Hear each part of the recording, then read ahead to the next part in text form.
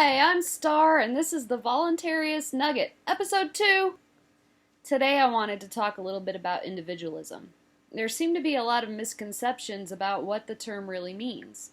Modern statists, and especially leftists, seem to think that if I say I'm an individualist, that means that I don't believe in cooperation, or sharing, or community. That's not what we mean by individualism. When I say that I'm an individualist, that means that I believe that the individual is ultimately responsible for his or her own choices, and that those choices should not be interfered with by an authority to which the individual didn't voluntarily consent to be subject to.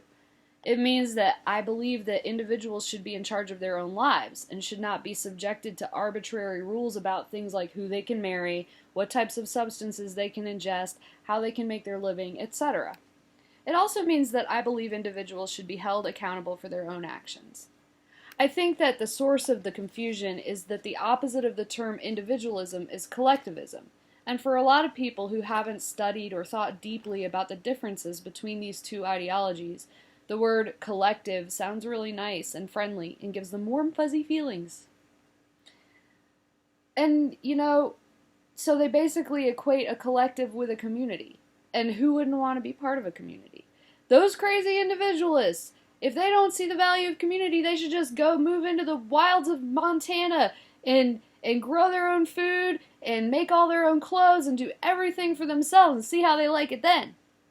No, no, no. A collective is not the same as a community.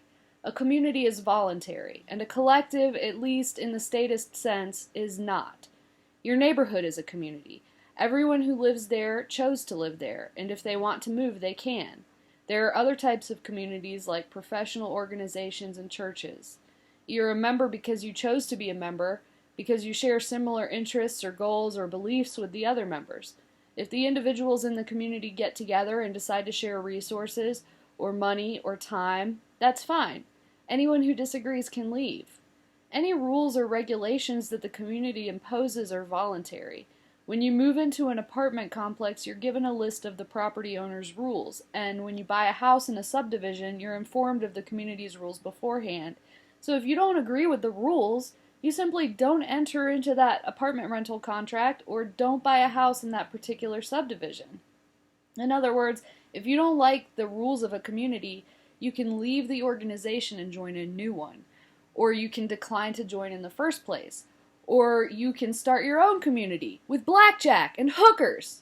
Or you can campaign to have the rules changed or whatever. But even if you don't follow the rules of the community that you're a member of, the organization cannot lock you in a cage or come to your house and shoot you or your dog. Now, a collective, and again, I'm talking about a collective in the statist sense, not like a hippie commune or a kibbutz. A collective, on the other hand, is not voluntary. It's composed of members who did not agree to be members, who differ greatly in their beliefs, goals, interests, and even location. Decisions are usually made by majority rule, whether or not the majority is right or moral, and you're forced to abide by the rule of the majority in a collective, even if you find it morally reprehensible, even if you have a better idea of how to accomplish things, even if the majority's ruling harms you or puts your life at risk, and even if if following the rule is going to leave you poor and destitute. Because the decisions of the collective are enforced by people who are granted the power to lock you in a cage or come to your house and shoot you. You do not choose to become a member of a collective, you're born into it. And if you want to leave a collective, you have to move to another country and join their collective and be subjected to the will of their majority.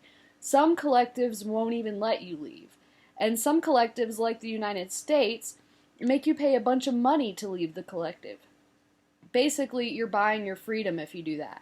Only there's nowhere else to go because the entire world is collectivized.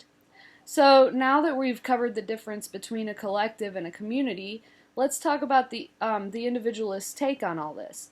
Obviously, since we individualists support the right of the individual to do as he or she pleases, as long as there's no aggression involved, we do not agree with collectivism. But that does not mean that we don't believe in community. As long as it's a voluntary community and no one is being forced to join or stay or fund it against their will, it's fine. So, you want to live in a commune where you pool all your money and share resources and have free medical services and free education and free daycare and take it in turns to be a sort of executive ruler for the week? Fine. We're behind you. Go ahead. Just don't involve us or don't involve anybody who doesn't want to be a part. And, if you want to live in a neighborhood where all the houses have to be white with blue trim and all the lawns must be mowed on Fridays, that's great. More power to you.